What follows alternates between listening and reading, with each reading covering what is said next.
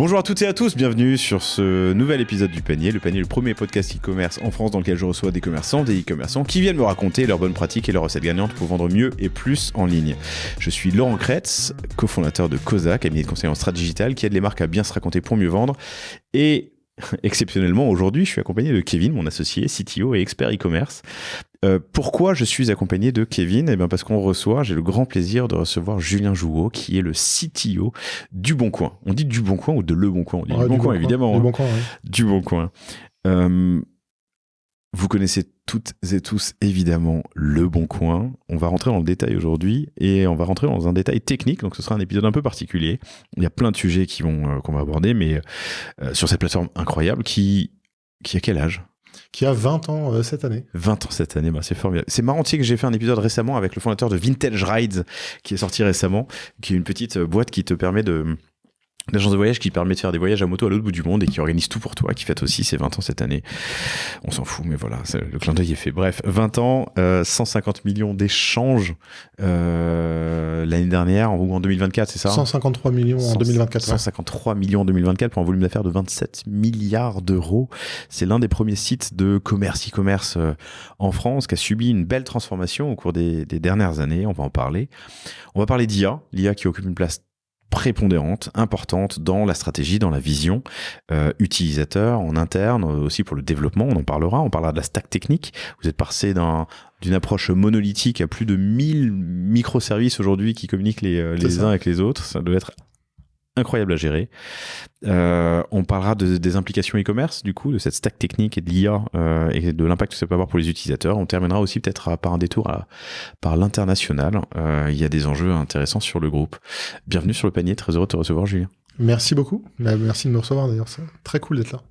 Et salut Kevin. Salut, merci. Alors Kevin, vous le connaissez, parle bien dans le micro. Kevin, vous le connaissez bien parce que vous l'avez croisé à plusieurs occasions sur des épisodes du panier où on faisait justement des épisodes sur la tech et l'e-commerce. Tout le monde connaît, mais présente-nous quand même Le Bon Coin. Bon, Le Bon Coin, c'est avant tout un site de petites annonces d'abord entre particuliers, donc un site de seconde main, avec 30 millions d'utilisateurs mensuels, des produits très variés, parce qu'on peut trouver à peu près tout sur Le Bon Coin, avec des verticales, chez nous ce qu'on appelle des verticales, mais donc des marchés très développés sur l'automobile où on est numéro 1, sur l'immobilier, et puis sur tout le reste, ce que nous on appelle bien de consommation chez nous, qui est tout ce que vous pouvez imaginer pouvoir vendre en seconde main, de votre table, votre mobilier de jardin, du matériel électronique, tout quoi. Enfin, tout est vendable. Et on trouve tout sur Le Bon Coin, c'est assez marrant. On trouve tout sur Le Bon Coin. 150 millions d'échanges, ça veut dire quoi un échange ? Donc 153 millions. 153, pardon, excuse-moi. Ouais, il est important le 3 millions. Je suis précis sur les chiffres. Ça veut dire qu'il y a un acheteur et un vendeur qui se sont rencontrés et qui se sont mis d'accord pour échanger un produit et se le vendre soit à travers notre système de transaction, soit directement de la main à la main. Et aujourd'hui, les usages sont mixtes entre ces deux modes de vente. Ok. C'est aujourd'hui une app principalement. Ouais. Quel est l'usage mobile ? C'est plus de 70% sur mobile. 70% sur mobile ou sur l'app mobile ? Non, sur app. Sur app mobile. Ouais. Et si on rajoute à ça l'usage site mobile ? Tu vas monter à quasiment 80. Ok. La très grosse partie de nos utilisateurs utilisent vraiment un téléphone. Ok. Tu parlais des catégories aussi un peu plus tôt. Tu dis que vous êtes leader sur l'auto et l'IMO, qui sont les catégories phares du coup du Bon Coin, devant d'autres plateformes qui sont elles spécialistes, alors que vous avez toujours été généraliste. On a toujours été généraliste, ce qui fait que ça amène plein de challenges intéressants, mais effectivement, on a réussi à avoir une position de numéro 1 sur les deux marchés. Ok. Intéressant. Alors que c'est pas forcément le volume d'affaires. Le volume des annonces premier. Ah non, en fait, il y a plus de 80% de nos annonces, plus de 90 même, je crois, qui sont sur ce que nous, on appelle bien de consommation. En termes de volume d'annonces pures, c'est pas l'auto et l'IMO qui représentent le plus d'annonces. Par contre, c'est là où on a le plus de chiffre d'affaires de notre côté, mais Et effectivement, il y a beaucoup plus d'annonces sur la partie consumer goods. Et en annonceur, on a des pros, on a des particuliers. T'as dit les parts, je crois. Ouais. Quelle part de l'un et quelle part de l'autre? J'ai pas le ratio, ça dépend des catégories. Euh, sur l'immobilier, je vais te dire des bêtises parce que je connais pas les chiffres par cœur. Le marché IMO est un peu plus pro. Je crois que le marché auto est quasiment à 50-50. Ce qui est une spécificité en Europe parce que en fait dans les autres pays, les UK ou l'Allemagne par exemple, c'est un marché qui est extrêmement B2B. En France, on a cette spécificité-là d'avoir beaucoup de ventes de véhicules de particulier à particulier. Et puis après, sur la partie, on va dire e-commerce consumer goods, c'est le particulier, c'est extrêmement drivé par les particuliers. Quand t'es arrivé, vous étiez 80 à la tech. Je dis que vous avez subi une transformation, une vraie transformation d'une app relativement simple à quelque chose de très serviciel avec plein d'étages. Vous êtes 500 aujourd'hui sur 1500 collaborateurs en France. Ça fait un tiers des collaborateurs qui sont dans tes équipes. C'est intéressant parce qu'il y a plein de sujets qu'on va développer maintenant avec Kevin, mais je voudrais commencer par l'IA. On se voit parce que vous avez sorti la semaine dernière une app sur ChatGPT. Ouais. Tu peux m'en parler? En fait, on travaille déjà un peu avec OpenAI dans le cadre notamment de nos usages internes à l'entreprise. Et puis évidemment, on suit les sujets de la tech et de l'IA. Et en début décembre dernier, ils ont annoncé l'ouverture de ce qu'ils ont appelé App SDK, en gros la capacité de produire une app pour s'intégrer dans ChatGPT. Ils ont ouvert d'abord aux États-Unis, c'est leur stratégie de déploiement habituelle. Ils l'ont fait d'abord en partenariat avec une dizaine d'entreprises aux US. Ensuite, ils ont annoncé une ouverture début d'année en France, enfin en Europe, et en France en particulier. Et nous, on voulait absolument être là et absolument être les premiers. On est premier site de e-commerce français, donc on devait absolument être présent là. Pour nous, c'était une évidence. Et donc, on a commencé à travailler dès le mois de décembre sur le sujet, puisque les specs étaient dispo. Donc, on a commencé directement à travailler tout seul. Et puis après, on leur a demandé un petit coup de main pour comprendre exactement comment ça marchait. Depuis le 5 février, là, exactement, l'app a été validée, elle est dispo sur leur App Store. Qu'est-ce que fait cette app? C'est une application dans laquelle, une fois qu'elle est ajoutée dans votre chat, vous pouvez de manière conversationnelle faire une recherche sur le Bon Coin, remonter des annonces. Et puis, on a même rajouté une petite fonctionnalité supplémentaire qui est assez marrante, qui vous permet de savoir si l'annonce c'est une bonne affaire ou pas. En fait, en l'occurrence, on donne suffisamment de data à ChatGPT pour qu'il puisse comparer l'annonce avec ce qu'il connaît du marché. Et puis, il donne aussi quelques conseils sur la vente. Donc, par exemple, si vous achetez un vélo d'occasion, il va vous dire, sur ce modèle-là, faites attention, par exemple, aux freins ou à l'entretien des pneus ou de la chaîne. Voilà. Et donc, c'est intéressant parce que ça va aider nos utilisateurs. Quelle est la part de OpenAI et la part du Bon Coin, du coup, dans l'app? En fait, OpenAI, ce qu'ils mettent à dispo, c'est donc cet App Store et puis un moyen de s'intégrer. On utilise simplement le protocole MCP, qui est le protocole qui a été d'abord développé par Anthropic et puis ensuite qui est devenu un standard marché pour faire converser des LLM avec des services tiers. Et donc ils ont adopté ce protocole-là. Donc nous, on a développé tout le serveur MCP. Ce qui est intéressant et un peu différent, c'est que le serveur MCP, il fournit, pour simplifier, des API qui fournissent de la data, mais ils renvoient également des ressources au sens un widget HTML qui fait l'intégration de notre service dans l'application de ChatGPT. Et donc c'est comme ça que ça marche quand on discute avec ChatGPT. Il détecte l'intention d'abord. Il sélectionne la bonne API de recherche, puisqu'on en a plusieurs.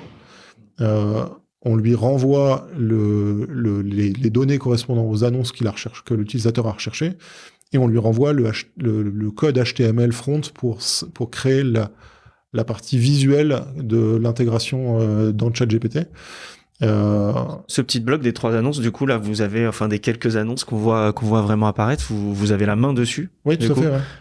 Et du coup, en termes d'image de marque, vous pouvez apposer un petit peu vos codes graphiques là-dessus. Carrément. Et d'ailleurs, ce qu'on a fait, c'est qu'on a réutilisé une partie de nos codes front actuels. Notre code, il est développé en React. On a réutilisé des composants React directement pour s'intégrer. Un, pour aller plus vite, et puis deux, pour effectivement retrouver toute la brand habituelle, quoi. Oui, on le voit bien, c'est intéressant d'ailleurs, mais c'est peut-être quelque chose qu'on peut imaginer qui va être un peu limité dans l'avenir, peut-être pour unifier l'expérience de la part de ChatGPT, ou tu penses que c'est quelque chose que vous allez pouvoir conserver ça? Écoute, pour l'instant, ils ont pas donné de... ils donnent quelques guidelines du X, mais ils nous ont pas restreint plus que ça sur l'apparition de la marque. Et donc du coup, on a trouvé un compromis, je pense, qui marche plutôt pas mal. Après, évidemment, il faudra qu'on se conforme à leurs règles si on veut rester sur le store. Donc, s'ils imposent des choses plus strictes, on devra probablement s'adapter. Et même, je pense, en termes d'expérience utilisateur vraiment, on a déjà une expérience qui n'est pas tout à fait la même que celle de nos apps ou du site, donc on a dû déjà un peu s'adapter puisque tu t'exécutes dans un environnement qui est quand même assez différent d'une app sur Android ou sur iOS. Oui, tout à fait. L'enjeu, si on le comprend bien quand on l'utilise, cette app, c'est vraiment de basculer assez rapidement sur le site.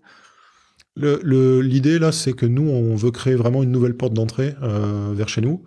Par contre, on veut aussi bénéficier de l'usage vraiment très conversationnel de ChatGPT, et notamment là dans le cadre spécifiquement de cette app, l'objectif c'est vraiment de faciliter la recherche de l'utilisateur, puisque en fait notre moteur de recherche sur le site, c'est un moteur assez classique avec des filtres, etc.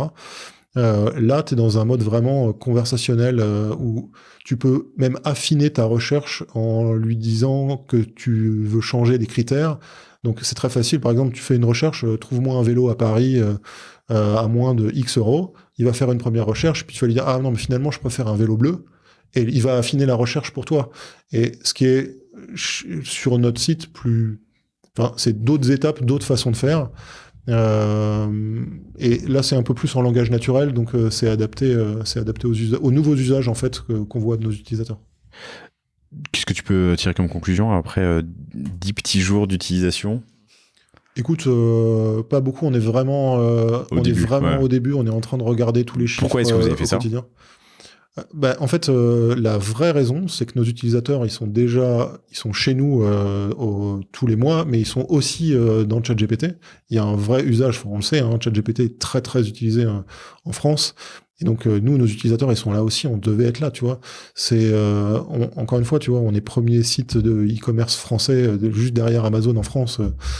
Faut absolument qu'on soit sur ce genre de service, notamment si les usages de nos utilisateurs commencent à se déporter. Et puis, c'est intéressant pour nous parce que ça nous permet aussi potentiellement d'aller capter des nouveaux utilisateurs qu'on n'aurait pas aujourd'hui. Donc, tu vois, on expérimente, on apprend avec eux et on espère capter un peu plus de trafic aussi. En préparant l'épisode, on a eu une discussion aussi qui était intéressante parce que je te demandais... mais pourquoi ne pas mettre cette conversation, ce petit chat finalement, puisque c'est ça, c'est vraiment une recherche un peu en mode chat, sur le site Le Bon Coin? Pourquoi l'avoir déplacé? Alors effectivement, on l'a fait, on a eu de la recherche conversationnelle dans le site pendant entre 9 mois et 1 an, et on l'a retiré, je crois, il y a 1 an et demi à peu près, parce que en fait, on n'avait pas beaucoup d'usage dessus. La majorité des utilisateurs continuaient à utiliser le moteur de recherche classique. Et donc, en fait, pour nous, en termes de maintenance, et c'était pas efficace, en fait. Donc, on avait besoin d'attendre que les usages se transforment. Je pense que ça commence à être le cas. E-commerce agentique, tu vois, ça commence à prendre. Il va falloir encore un peu de temps parce que pour nous, pour l'intégrer vraiment dans le site, il faut que ça devienne un usage standard pour tout le monde. Une de nos problématiques principales chez Le Bon Coin, c'est qu'en fait, on a plus d'un Français sur 2 qui viennent tous les mois. Et donc, ça veut dire que si je voulais segmenter mes utilisateurs, j'ai à peu près toutes les catégories d'utilisateurs possibles, à la fois en termes de tranche d'âge, de CSP. Enfin, tu peux imaginer que j'ai toutes les catégories socio-pro et des jeunes de 18 jusqu'à des moins jeunes de plus de 70. Et en fait, on doit à chaque fois adapter nos UX pour arriver à satisfaire tout le monde. Donc, en fait, il faut que tous nos utilisateurs comprennent cet usage et puissent, ça devienne naturel pour eux, pour qu'on puisse en faire le moteur de recherche principal, en fait. Et donc là, la manière dont on l'avait fait, c'est qu'on l'avait pas caché, mais il était plus difficilement accessible sur le site. Et donc, du coup, on avait les usages des super early adopters qui étaient un peu geeks, mais on n'avait pas la masse qui était dessus. Donc, si tu veux maintenir cette partie-là, ça demande un effort. Et on n'avait pas, le rapport effort était pas bon, quoi. Tu vois, ça nous coûtait trop cher à entretenir versus l'usage. Je pense que ça se développera, hein, ça va changer. Les usages sont en train de pivoter. C'est en partie pour ça qu'on fait cette expérimentation avec ChatGPT. Il y a un truc qui est quand même hallucinant, c'est que depuis 20 ans, vous êtes l'un des sites les plus simples qui existent. Et pourtant, vous êtes devenu le premier site français e-com en France. Tu le disais, hein, tu es parfois frustré parce que les gens réalisent pas à quel point c'est compliqué de faire simple. Oui, c'est extrêmement compliqué. Et technologiquement, les gens réalisent pas à quel point il y a une machinerie extrêmement complexe. C'est un peu la face émergée de l'iceberg. En fait, en façade, ça paraît hyper simple. Et en fait, c'est une volonté de notre part. On fait en sorte vraiment qu'on ait une expérience ultra simple qui impacte vraiment le maximum de gens possible, même si la technologie derrière est extrêmement compliquée. Et si on se parle d'IA, ça fait des années et des années qu'on fait de l'IA. Et pour autant, les gens ne s'en rendent pas compte. Depuis 2014, hein ? Oui, c'est ce que tu allais dire. Et j'allais dire ça, oui, effectivement, et j'allais dire où ça, par exemple, concrètement. Alors, 2014, c'est les premiers modèles d'IA qu'on a intégrés qui faisaient de la classification d'annonces. Depuis, on en a mis vraiment partout. Il y a plus de 100 use cases d'IA sur le site. Ça veut dire 100 modèles qui font des choses pour vous et vous le voyez pas. Donc, dès que tu fais une recherche sur le bon coin, tu fais de l'IA. En fait, tu le vois pas, mais t'en fais. Il y a un moteur qui réordonne les résultats de recherche en fonction de toi qui tu es et de tes préférences et de ce qu'on connaît de toi. Donc ça, c'est le cas le plus simple, mais il y en a partout. Tu fais un dépôt d'annonce aujourd'hui. Le dépôt d'annonce chez nous, notre objectif, c'est de le rendre le plus court et le plus simple possible à faire. La problématique qu'on a eue, et c'est une évolution à travers le temps, c'est que plus on a des catégories spécialisées, plus on a besoin de mettre des critères spécialisés. Donc, tu vends pas une voiture comme tu vends un appartement, comme tu vends un téléphone, et les critères de chacun de ces biens sont très différents. Pour donner un peu de contexte, il y a quelques années, on a racheté À Vendre à Louer. Quand on les a intégrés sur le site, la description d'une annonce immobilière chez un spécialiste, c'était presque 300 paramètres par annonce. Et nous, on avait déjà quelque chose de beaucoup plus simple, où on était à une quarantaine de paramètres. Et donc, du coup, on a rajouté toute cette complexité. Et donc, derrière, en fait, nous, on est obligé de faire en sorte que l'utilisateur, il n'ait pas 300 champs à remplir quand il veut déposer quelque chose. Donc, en fait, aujourd'hui, si tu fais un dépôt d'annonce, tu mets ton titre, tu mets ta première photo, directement, on va pré-remplir tout ce qu'on peut avec ça. On va te proposer un pricing en fonction de ce qu'il y a déjà en annonce disponible sur le site. Donc, en gros, on scanne un peu le marché de ce que tu veux vendre et puis on te donne le bon pricing. On fait de l'IA-Gen pour générer la description. Si tu vends une voiture, on va récupérer le numéro de la plaque, on va appeler pour directement avoir toutes les informations de l'annonce avec un pricing qui est le pricing de l'Argus, qui est quand même un standard et ça, c'est pareil, les cotes de l'Argus, c'est de l'IA. Donc, en fait, je veux dire, vraiment, il y en a partout, quoi. Sur la messagerie, la modération, j'imagine aussi. Alors, sur la modération, aujourd'hui, et notamment la modération de messagerie, elle est modérée à 100% de manière automatique par des algos d'IA. Et même le dépôt d'annonce, quand tu déposes une annonce, en fait, il y a un certain nombre de règles qui sont checkées, c'est checké par des IA. On a à la fois des contraintes légales sur le sujet et en fait, on a aussi des accords, par exemple, avec des ayants droit. Tu peux pas, par exemple, vendre des billets de concert si on n'a pas l'accord j'en sais rien, de la personne qui organise ça. Donc voilà, on a des algorithmes. Je me suis déjà fait rejeter mes annonces, moi. Ça pas concert, mais sportif pour la Lidas Arena. Et en fait, tout ça, c'est décrit dans les CGV. Tu peux effectivement. Donc tout ça, c'est implémenté en algo. Ouais. Algo et IA. Ouais. Ok. Ça, c'est côté utilisateur. Côté interne. Côté interne, alors moi je distingue deux choses en interne. Il y a l'IA pour les collaborateurs en général et comment on les aide à être plus efficaces, plus productifs, automatiser leurs tâches. Pour ça, on a un contrat avec ChatGPT, on a la version Enterprise depuis qu'ils ont ouvert ce qu'ils appellent Data Residency. En gros, depuis qu'ils ont... J'ai posé la question. Depuis qu'ils ont accepté de respecter la GDPR en Europe, de stocker les données en Europe et de pas les envoyer aux US, et de pas entraîner les modèles avec les données privées de l'entreprise, on a accepté de basculer. Pourquoi ChatGPT spécifiquement? Parce qu'avant, on a développé d'abord notre propre chatbot en interne pour nos collabs. Bon, effectivement, ça demande un peu d'effort, mais c'était le seul moyen d'avoir un truc sécurisé qui respectait complètement à la fois la législation et ce qu'on voulait faire en termes de privacy pour nos données privées de l'entreprise. Mais dès qu'ils ont ouvert Residency, on a comparé. Et en fait, pour le même prix, pour un prix inférieur, on avait plus de fonctionnalités. Et puis, je pense que tu imagines bien, mais c'est très difficile pour une équipe interne d'arriver à suivre le rythme de ChatGPT. C'est impossible. C'est impossible. C'est pas ton métier en plus. Donc, du coup, on a fait le choix pragmatique de arrêter ce que faisait cette équipe, basculer sur une offre Enterprise qu'on a déployée sur 100% de nos collabs. Et puis, on a mis un programme d'accompagnement, évidemment, avec plus des formations. Là, on a formé sur nos 1500 collaborateurs presque 1950, je crois. Donc, ça progresse toutes les semaines. L'idée, c'est vraiment de former 100% de l'entreprise, à la fois un vernis, on va dire technique sur ce que c'est que l'IA, comment on s'en sert, etc., plus une formation spécifique sur ChatGPT, comment tu fais des custom GPT pour optimiser pour ton besoin. Et puis, on a des formations encore plus advanced pour les populations les plus avancées. Avec l'idée de pouvoir utiliser d'autres outils complémentaires. Par exemple, on a des usages avancés de N8N en complément, donc ça, dans certaines équipes.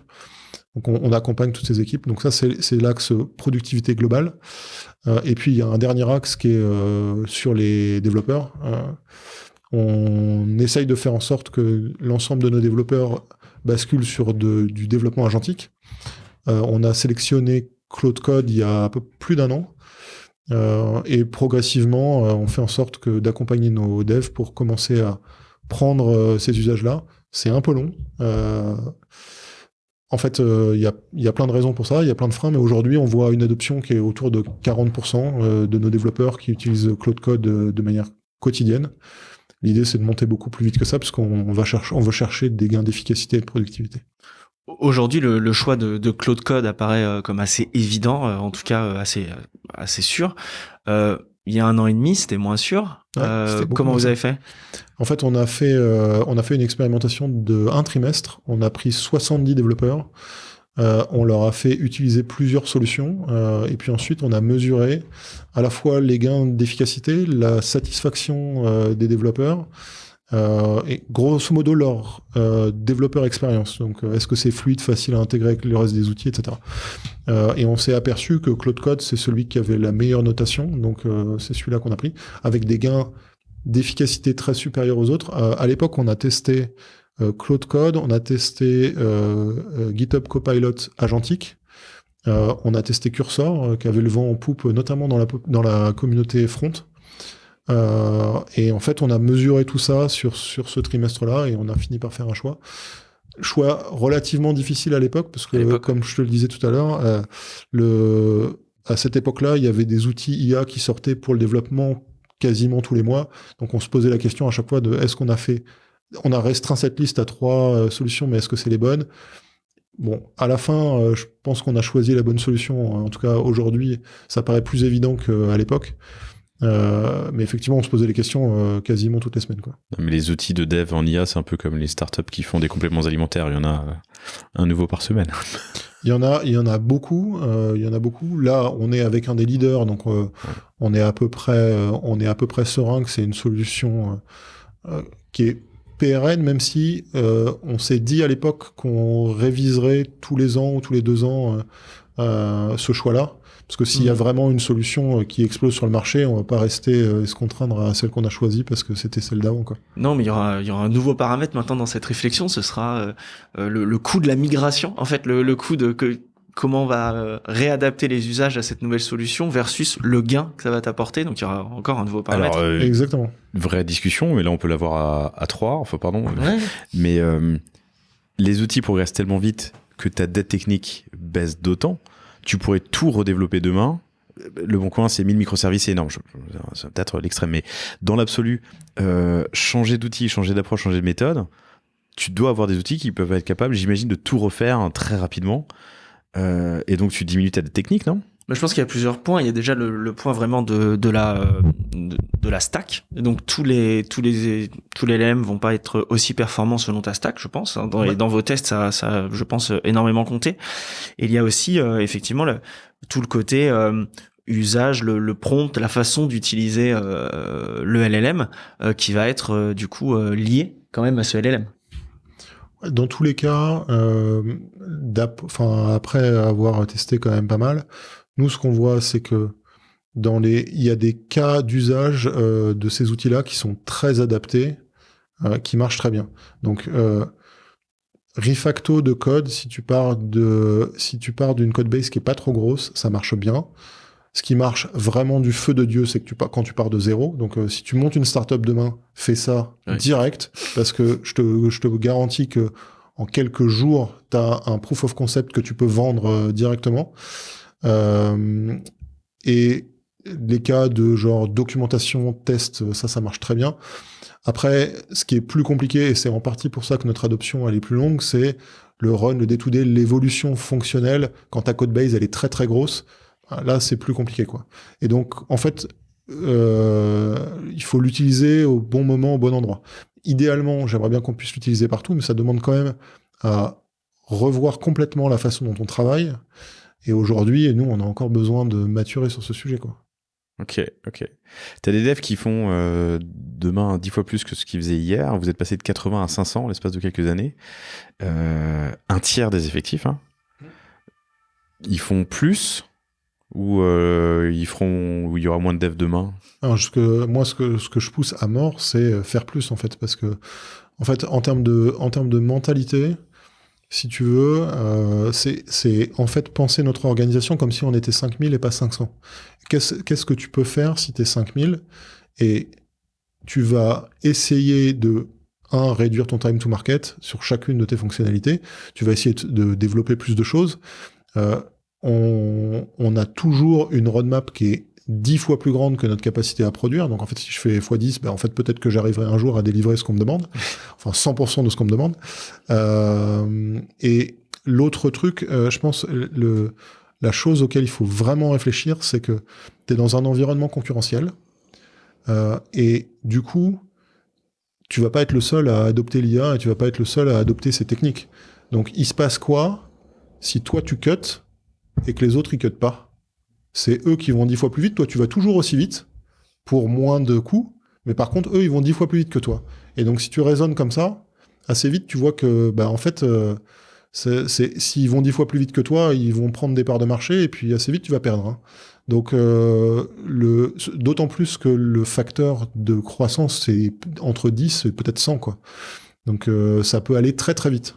Si tu veux pas te faire disrupter demain, moi mon conseil c'est vraiment de maximiser ta productivité pour aller faire beaucoup plus de choses, beaucoup plus vite, ou des choses plus compliquées, ou enfin, tu vois, tu peux imaginer vraiment soit faire plus de choses, soit rendre ton expérience beaucoup plus spécialisée, soit faire des choses beaucoup plus complexes pour l'utilisateur, même si c'est pas complexe en façade.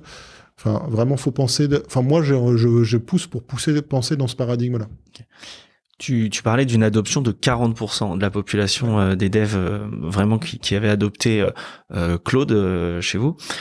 Est-ce que finalement l'enjeu pour faire monter ce pourcentage, c'est pas de les rassurer justement sur le fait qu'ils vont pas perdre leur boulot, ou il y a d'autres enjeux pour toi? Je pense que les rationnels de choix des développeurs sont multiples. T'as raison, il y a des développeurs qui ont peur de perdre leur emploi et de se dire demain, c'est des IA qui vont travailler à ma place, j'aurai plus rien à faire. Il y a aussi une partie de notre population de devs qui a des craintes sur ce que va devenir leur métier demain. Et ça, je pense que faut pas le négliger. L'intégration des IA dans le process de développement va potentiellement changer aussi ce que c'est que le métier de développeur. Une partie de nos devs, ils adorent écrire du code et le voir devenir quelque chose de palpable à la fin. On parlait un peu de cette fibre artistique quelque part. Cette partie-là du métier pourrait être amenée à disparaître. Et donc, si c'est ça que tu kiffes, je comprends que tu te poses des questions, tu vois. Ça me paraît très logique. Tu disais un truc quand on préparait l'épisode qui était intéressant, c'est que si le bazooka tire de plus en plus vite et de plus en plus d'obus, elle est affreuse cette métaphore. L'alimentation, tu vois. Non mais en gros, en amont et en aval du dev, y a des PM qui imaginent des workflows, des interfaces. Il y a des gens qui les testent. Si le dev 10 fois plus vite ou 10 fois plus, il faut 10 fois plus de boulot aussi. Ouais, et t'as raison. En fait, c'est toute la chaîne qu'il faut repenser. Ça, c'est vraiment super important. C'est dans une approche systémique. Si tu penses ton workflow de développement depuis l'idéation jusqu'à la mise en production, tu vois bien que si tu optimises que la partie du milieu, tu vas assez vite avoir un problème. Chez nous, on commence à regarder, tu vois, des solutions pour les UX, par exemple, à base d'IA, pour qu'ils soient capables de produire des maquettes beaucoup plus rapidement. Et en fait, il va falloir accélérer toute la chaîne. On pousse aussi beaucoup pour automatiser à mort la QA, parce qu'en fait, si tu produis 10 fois plus vite, ça va plus pouvoir être des humains qui vont tester ce que tu produis. Il va falloir que ce soit des intelligences artificielles qui soient capables de tester en grande partie tes parcours, sinon tu n'y arriveras pas. QA, c'est Quality Assurance, ou en gros c'est le testing, ouais. en aval du dev. Hyper intéressant. Je propose de passer à la stack technique parce que c'est un sujet qui m'intéresse. Je vous comparais, j'ai vécu à New York dans les années, au début des années 2000, j'utilisais Craigslist qui n'a pas changé depuis 20 ans. Regardez ça, c'est une espèce d'interface de petites annonces où il y a juste des liens HTML. Bref, mon point est le suivant. Le Bon Coin, quand je suis rentré en France, c'était l'équivalent, une interface hyper simple. Aujourd'hui, l'interface est toujours aussi simple, mais je pense que le dessous de l'iceberg est bien plus complexe. Quelle stack technique aujourd'hui, comment est-ce que ça marche? Je disais en intro que vous étiez passé d'un monolithe à des microservices, tu peux nous en parler? Ouais, alors quand je suis arrivé chez Le Bon Coin en 2016, la stack technologique, c'était un gros monolithe en C pour la partie back-end, du PHP avec des modules custom pour le front-end, et les apps, ont commencé à sortir, parce que les premières apps chez Le Bon Coin, c'est 2015. Donc, et du coup, cette app... je suis un peu tombé de ma chaise déjà en arrivant en me disant on faisait du web avec du C et du C++, donc c'était un peu original, ce qui posait aussi d'autres problématiques. Où est-ce que tu trouves des devs web qui font du C? En fait, tu les prends chez des gens qui font de l'embarqué, mais du coup, ils n'ont pas l'habitude de faire du web, donc c'était pas idéal du tout. Et du coup, on a complètement refondu la stack.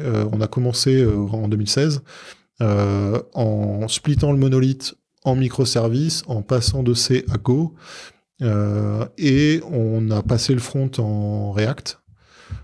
C'est des projets qui sont longs parce qu'en fait, il y avait toutes les stacks à rechanger, les paradigmes d'interaction entre le front et le back qui changent, et puis splitter un monolithe pendant que tu continues à faire évoluer le produit, parce que tu peux pas t'arrêter.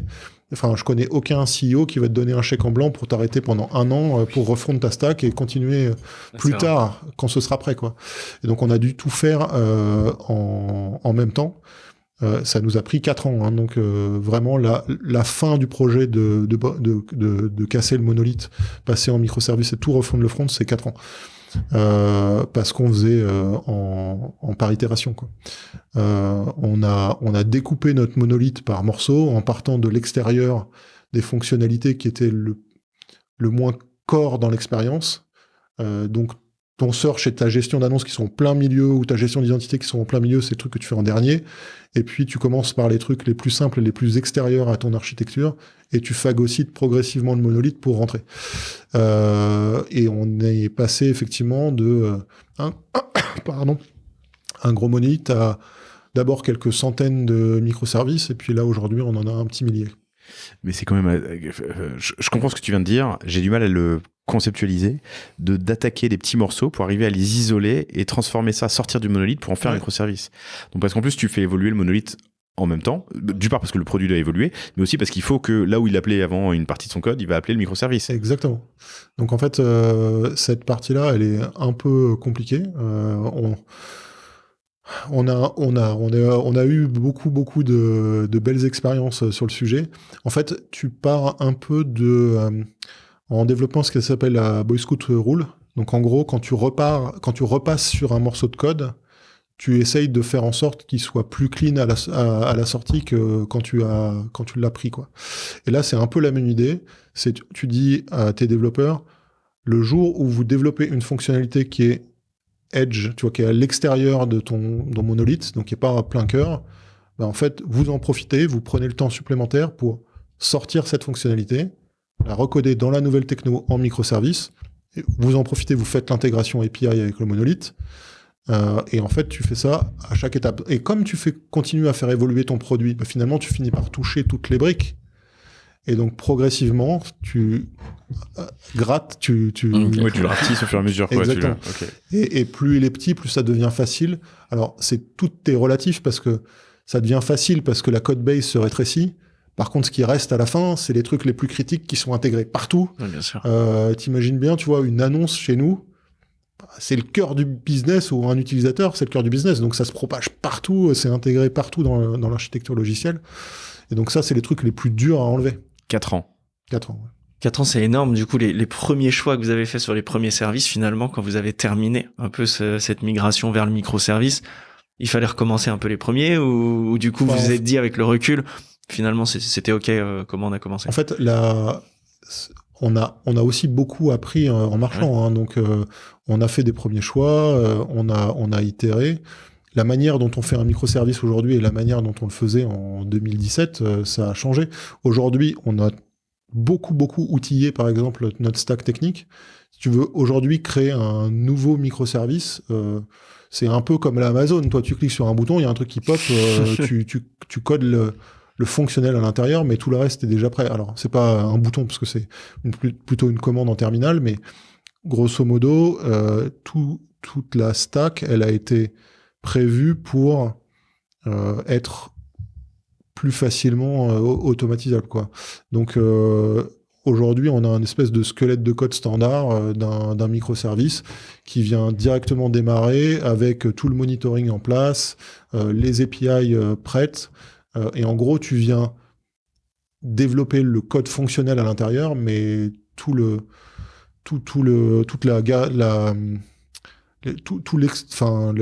tes points d'entrée, tes points de sortie, la manière dont tu traques les users, la manière dont tu t'intègres avec la data, etc. Tout ça, c'est déjà prévu directement dans le code. On n'a pas défini ce que c'était, mais je vais peut-être me tenter à l'exercice. Un monolithe, pour ceux qui sont pas à l'aise avec le sujet, c'est comme si on avait une grande photo qu'on peut pas découper. Les microservices, c'est comme si cette photo c'était un puzzle avec un ensemble de pièces qui viennent se connecter les unes aux autres. Ouais, c'est pas mal comme analogie. Tu vois. Et si on veut modifier un de ces services, et ben on sort cette pièce du puzzle, on la modifie, on la replug, plutôt que de devoir refaire toute une image. En gros, exactement. Et j'aime bien l'analogie parce que en fait, avec ta pièce de puzzle, ce que tu comprends, c'est que tu peux pas trop toucher à la forme qu'elle a, puisqu'elle est intégrée à d'autres pièces de puzzle. Par contre, l'intérieur, tu peux complètement la repeindre, faire ce que tu veux avec.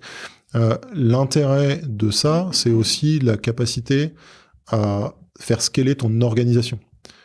Pourquoi ? Parce que quand tu es très nombreux à travailler sur un code monolithique, tu es très nombreux à modifier la même chose, et il y a de fortes chances que en fait, tu casses ce qu'est en train de faire le copain d'à côté, puisque vous travaillez sur le même morceau. Donc si tu as deux peintres qui sont en train de repeindre la même toile au même moment, c'est assez possible que les pinceaux se touchent et que ça fasse un truc bizarre, quoi. Et en fait, c'était en partie ça qu'on avait. Donc ce découpage nous a permis de travailler de manière indépendante sur des domaines métiers séparés et pouvoir du coup développer plus de fonctionnalités plus vite. Avec des développeurs qui peuvent développer 10 fois plus en plus aujourd'hui. Exactement. En 10x. C'est intéressant, tu nous as dit tout à l'heure que tu fais 80% de trafic mobile dont 60, enfin dont et grosse 70 partie sur les apps. Ouais. Que les apps, vous êtes arrivé en 2016. Tu l'as dit tout à l'heure, j'ai pas réagi, mais en fait 2016 c'est presque 10 ans après le lancement. Si je dis pas de bêtises, hein. Ouais. C'était 2009, 2008, 2007, 2006, ouais, bah c'est 10 ans après le lancement, voilà. C'est un enjeu, non, de gérer ces apps. Tu dis que vous en avez des centaines de versions qui existent aujourd'hui. Alors, c'est un enjeu, une complexité liée au fait que déjà on a Android, iOS, et puis surtout, en fait, on a un parc qui est très hétérogène en fonction de la volonté de chaque utilisateur de mettre à jour ses applications. Donc il y a plein de gens qui le mettent à jour de manière automatique. Dès qu'ils sont sur du Wi-Fi, ça s'upgrade tout seul. Puis il y a des gens qui soit ont bloqué les mises à jour, soit ont des OS qui supportent pas les nouvelles versions de SDK d'Android ou d'iOS, qui fait qu'on peut pas les upgrader. Et donc en fait on a une hétérogénéité de parc qui est liée à ça. Et donc on a dû mettre en place nous des mécanismes qui font que en fait, on a une version minimale supportée, et si t'es en dessous, on essaye de te forcer à t'upgrader sur la dernière version, et si tu peux pas, on te bascule sur le web mobile, pour ne pas avoir à supporter, sinon enfin on aurait les versions depuis 2016 sur le parc, très certainement. C'est un enjeu à la fois pour nous, parce que en satisfaction utilisateur, si tu essayes d'utiliser ton appli et qu'elle marche plus, t'es pas content. Et des fois, c'est pas de la faute du bon coin, c'est juste parce que l'utilisateur a pas mis à jour son application, donc il a plus quelque chose de fonctionnel. Mais c'est aussi un enjeu pour nous en test, parce que en fait, quand on développe un nouveau service, on le reteste, on essaye de le tester sur un maximum de toutes les versions qui sont disponibles sur Parc, ce qui est très compliqué. Et plus on autorise nous des versions anciennes, plus ça nous fait de cas de test à faire. Donc aujourd'hui, on essaie de monter progressivement les versions minimales pour avoir un parc qu'on contrôle. Pour qu'on ait un ordre d'idée, sur combien de devices tu testes une feature, combien de versions en fait, d'OS? Je saurais pas te le donner de tête. Ce que je peux te dire, c'est que en fait, on s'est fait notre propre ferme de test de devices, parce qu'en fait, on n'arrivait pas à trouver des solutions. Donc on a plein d'iPhone et de téléphones Android qui sont sur une ferme de test spécifique. Okay. On utilise aussi, sur la partie browser, on utilise des solutions SaaS plutôt. Type browser stack, ce genre de type. Exactement. Okay. D'accord. Et donc en fait, on essaye de valider sur l'ensemble de ces outils. Plus on fait des tests, donc ça c'est des tests automatiques, plus on fait des tests manuels. On a aussi des devices de test pour les PM ou pour les QA analystes dans nos équipes.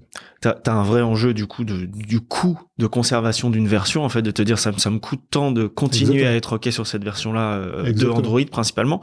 Mais du coup, t'as un deuxième enjeu, c'est combien l'utilise encore? Est-ce que ça, du coup, tu mets en corrélation ces deux datas pour trancher? Ouais, exactement. Et en fait, c'est toute une discussion qu'on a avec le product.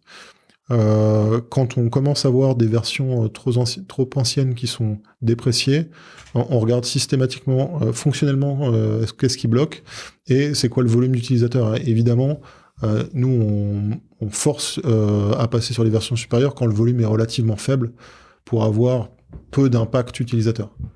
Parce que à la fin, on fait quand même attention à la SAT de nos utilisateurs. Donc on essaie de trouver ce trade-off, cet équilibre qui est pas facile. Ok. Et du coup, dans ces cas-là, tu bascules sur une expérience mobile, ça reste quand même une dégradation de l'expérience qui est très partielle. Enfin, on peut imaginer que c'est bien reçu par l'utilisateur. On essaye de faire en sorte que la version web mobile, elle soit aussi bien que la version native. Bon, là, la réalité, c'est qu'elle est toujours un peu moins bien. Pourquoi ? Parce que quand tu t'exécutes directement sur le device, t'es juste plus efficace, plus rapide, etc. Donc ça dépend un peu de ton CPU, etc. Mais globalement, t'es plus efficace parce que t'as moins d'aller-retour réseau. La version web mobile, elle charge du React qui charge pas mal la mémoire, etc. Donc l'expérience, elle est toujours fonctionnelle. Moi, perso, je la trouve beaucoup plus fluide sur app. C'est en partie pour ça qu'on pousse les apps. pour aller un peu plus loin, je grossis le trait, mais t'arrives en 2016, c'est un site de petites annonces, sans transac, sans compte. Il y avait déjà des comptes peut-être, hein, mais on est 10 ans plus tard, c'est le premier site e-commerce français, donc avec du paiement, de la transac, de l'escroc, en anglais, comment on dit, du tiers de confiance, pardon, sur certaines catégories, du shipping. Tout ça, c'est toi, vous, les équipes qui l'ont mis en place. Raconte-moi un peu cette évolution et les enjeux que ça représente aujourd'hui. Alors, l'intégration de la transac, l'histoire est assez marrante parce que, en fait, tout le monde s'imagine que on a vu le marché pivoter, on s'est dit, il faut absolument qu'on fasse ça. La réalité, elle est un peu différente. Donc, il y avait ce phénomène-là du e-commerce qui commençait à grossir, Amazon qui était déjà là, et tout ça. Mais en fait, là, nous, on est obsédé par nos utilisateurs. Et en fait, ce qui se passait, c'est qu'on avait des users qui envoyaient des chèques par la poste pour des produits qui étaient dans le sud de la France depuis Paris et qui espéraient voir arriver le produit par la poste, quoi. Et évidemment, ça créait, des fois ça marchait, puis après ça créait des fois des litiges. Et on a vu le volume grossir. On s'est dit non, mais c'est pas possible. En fait, on peut pas laisser nos utilisateurs dans un mode de fonctionnement comme ça. Il faut qu'on les accompagne. Et je pense que c'était en partie lié à justement la croissance du e-commerce en France. Mais en tout cas, nous, on a vu plutôt une problématique utilisateur qu'on a essayé de résoudre.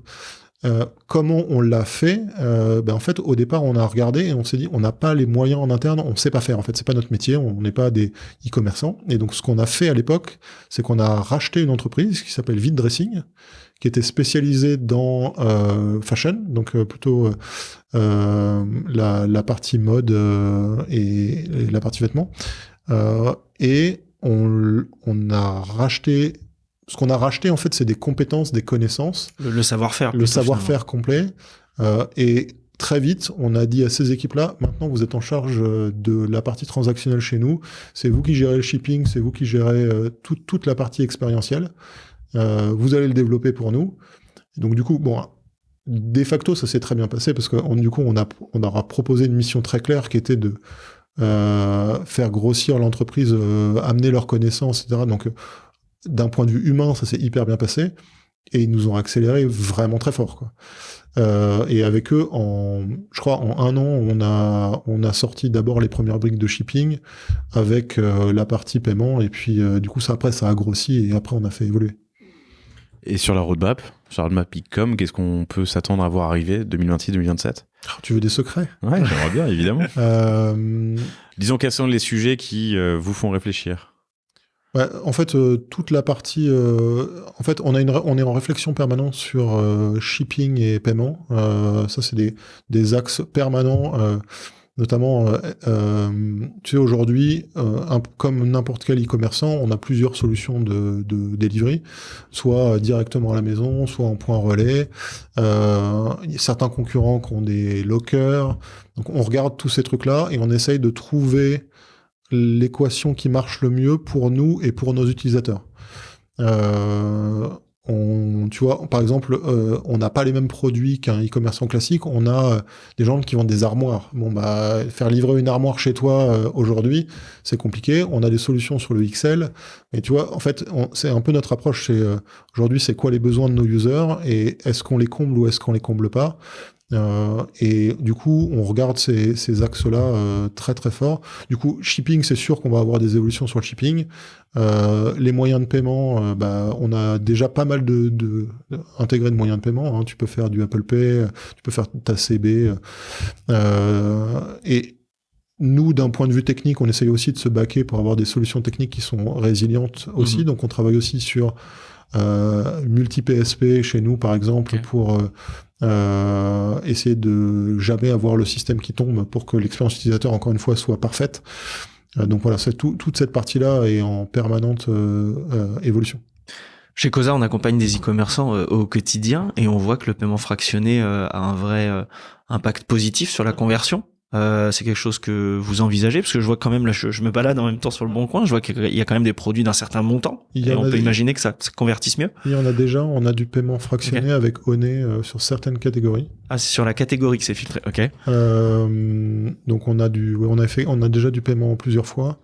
Donc là c'est avec un partenaire. On travaille sur le paiement en plusieurs fois ACB aussi, donc tout ça, c'est pareil, ça fait des choses qui vont arriver, quoi.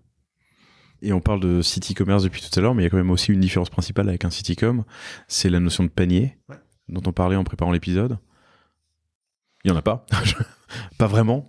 Ouais, et effectivement, tout ça, c'est une des différences qui est liée finalement à ton expérience utilisateur. Qu'est-ce que c'est qu'un vendeur et qu'est-ce que c'est qu'un acheteur, notamment quand tu fais du C2C. C'est très différent de faire du B2C. Le vendeur chez nous, c'est toi, c'est moi, c'est un particulier. Et donc, cette notion de panier qui est, je vais regrouper plusieurs articles de plusieurs vendeurs différents pour faire un seul shipping à la fin, chez nous, elle fait assez peu de sens parce que je peux pas te demander, toi, de me vendre un produit, en acheter un à Kevin et de vous dire parlez-vous et puis envoyez-moi qu'un seul colis. Ça marche pas. Donc en fait, on a cette notion de lot. Tu peux faire un lot pour un même vendeur, puisque je peux te demander toi par contre de faire un seul colis pour me vendre 2 produits que tu vends. Mais je peux pas du coup demander à plusieurs vendeurs de se mettre en commun. Donc on a une notion un peu différente du panier. Cette notion de lot, elle est là pour faciliter la vie de l'utilisateur, mais cette notion de panier, elle fait pas vraiment de sens, en tout cas dans le cadre du site aussi. En e-com, il y a aussi une notion de CRM qui est forte. Les notifications, c'est quelque chose qui a toujours existé, si je dis pas de bêtises. Enfin, en tout cas, qui existe depuis très longtemps. Tu sais évaluer sa contribution au chiffre d'affaires, aux visites? Au chiffre d'affaires, pas complètement. En fait, alors, déjà pour expliquer comment ça fonctionne, parce que on a pas mal de notifications qui sont envoyées. Il y a plusieurs typologies de notifications.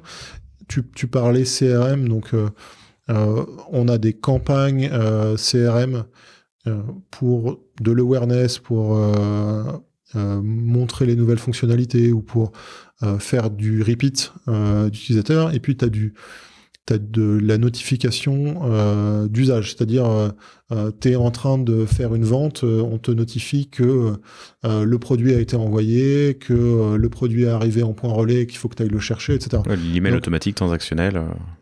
Aujourd'hui, c'est de l'email ou de la notif, ou les deux, en fait, en fonction de ce que tu choisis dans tes réglages. Et donc, si tu veux, chacune de ces typologies amène du repeat, mais pas pour la même typologie d'utilisateur et pas avec le même besoin initial. Et du coup, tu vas avoir beaucoup plus d'usage dans le cadre où tu es déjà dans une transaction où tu attends quelque chose que dans le cadre d'une campagne de CRM plus classique où tu veux, toi, réactiver ta base pour faire revenir les gens. Ok, compris. Pour terminer, t'as une question? Vas-y. Oui, il y a un point qui est intéressant et qui peut faire peut-être rêver beaucoup d'auditeurs. Ce que tu m'as dit tout à l'heure en off, c'est on n'est pas dépendant du SEO finalement. Il suffit de bien faire vivre notre marque et aussi d'avoir une bonne expérience sur, par exemple, une vente de voiture et on va conserver le client sur une autre catégorie. Et ça, du coup, c'est quoi votre strat en fait pour acquérir des nouveaux utilisateurs et les garder longtemps?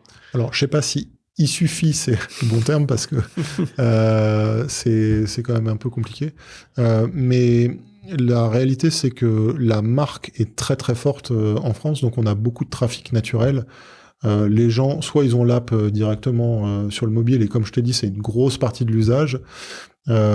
Soit ils font du SEO, mais il y a beaucoup qui rentrent par juste la brand en fait. Et donc du coup, depuis que je suis là, on n'a pas eu beaucoup à travailler le SEO. Ça ne veut pas dire qu'on ne le fait pas, mais c'est pas quelque chose sur lequel on fait un investissement de fou. On a finalement assez peu de dépendance. Si on n'en faisait pas, on serait moins bien classé chez Google et on sortirait un peu moins. Ça nous ferait baisser notre trafic, c'est pour ça qu'on le fait pas, mais ça nous handicaperait pas beaucoup en fait.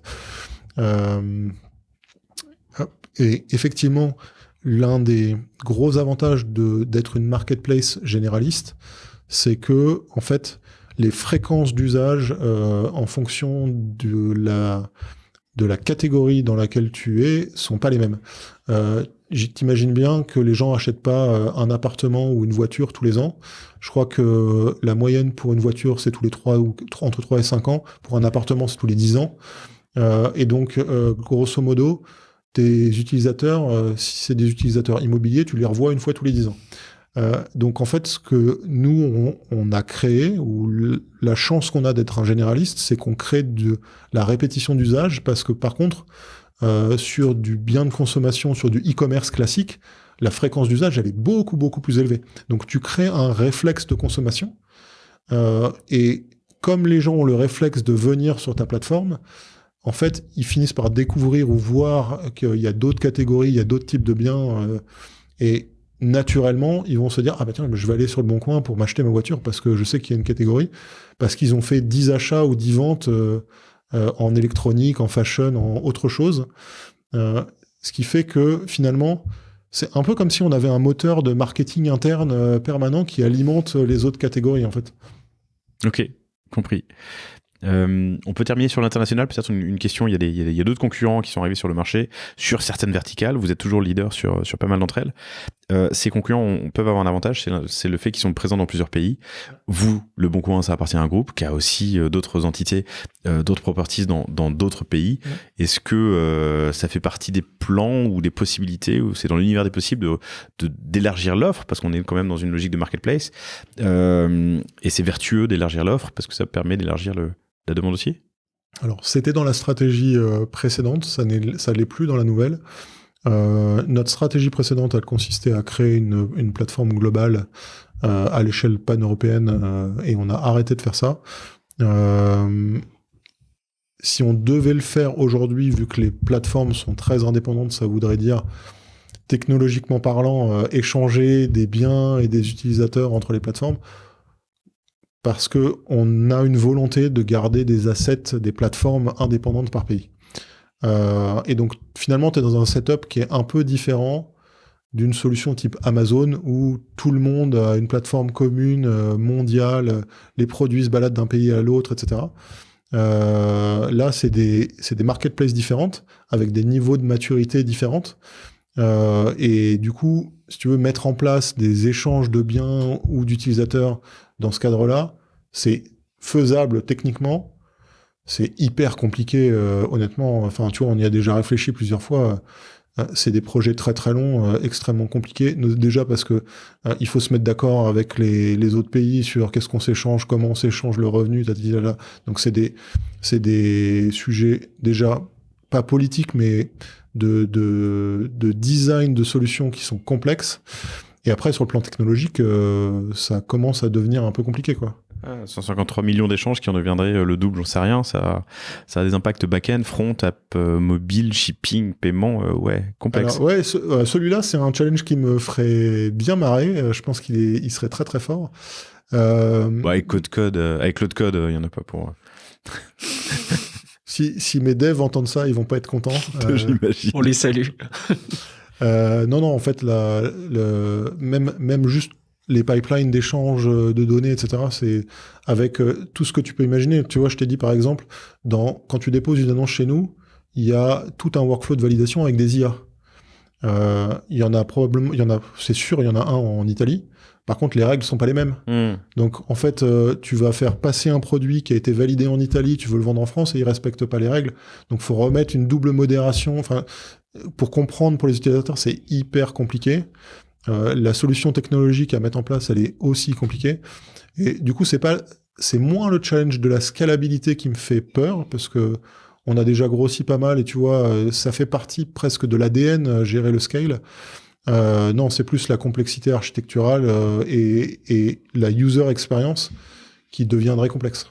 Et peut-être qu'au niveau business, finalement, ça vaut peut-être juste pas le coup, tout cet investissement d'unifier les données avec tous les risques que ça comporte pour juste nous permettre d'acheter un suite en Italie, alors que finalement, il y a déjà 153 millions d'annonces en France. Ouais. En tout cas, ce qui est sûr, alors c'est très dépendant du pays, en fait, je pense. Très dépendant du pays, très dépendant de la marketplace. En Italie, Subito est petit sur le marché. Par contre, en Allemagne, on a des marques très très fortes, par exemple. Donc, il y a deux marques, il y a deux marketplaces. Il y a une marketplace qui s'appelle Kleinanzeigen, qui est en gros un généraliste allemand, donc équivalent vraiment du Bon Coin. Et il y a une verticale qui s'appelle Mobile, qui est spécialiste de l'automobile. Et si tu réfléchis aux produits et aux besoins de tes utilisateurs, acheter des bagnoles en Allemagne, c'est probablement quelque chose qui ferait beaucoup de sens. Oui, c'est ça. Comme tu irais acheter plutôt de la fashion en Italie, tu vois. Et donc, tu peux imaginer des use cases où ça fait du sens pour les utilisateurs et où, d'un point de vue revenu, ce serait aussi intéressant. Après, effectivement, tu viens mettre en face de ça, c'est quoi l'effort à mettre en place. Et le rapport effort, faut bien le calculer parce que ton ROI de projet, il n'est pas évident. Super. On a fait le tour, je crois, de tous les sujets qu'on voulait aborder. On a eu quelques petits soucis techniques. Alors, pour une fois que je reçois un CTO, c'est rendu qu'on a des soucis. Les caméras sont éteintes une fois ou deux, on a dû les rallumer, mais si vous avez écouté l'épisode, vous ne vous en êtes évidemment pas rendu compte. Si vous l'avez regardé, je vous prie de nous excuser. Il y a eu 3 secondes d'interruption. Julien, merci infiniment pour ton temps. Merci de m'avoir accueilli. Et Julien Jouot, je vais appeler Jouh. AULT, si vous voulez poursuivre la conversation sur LinkedIn, ou si vous avez des idées ou des requêtes, mais poursuivre la conversation, ce serait déjà pas mal. Merci infiniment, Julien. Merci à toi. Merci, Kevin. Merci. Et merci à vous toutes et tous pour votre fidélité. Je vous dis à très bientôt pour un nouvel épisode. N'oubliez pas de vous abonner sur la plateforme sur laquelle vous nous écoutez ou sur YouTube, évidemment, pour ne rater aucun des prochains épisodes. Laissez votre mail aussi sur lepanier.io pour recevoir les newsletters du panier. Et je vous dis à toutes et à tous à bientôt. Merci à vous. Salut.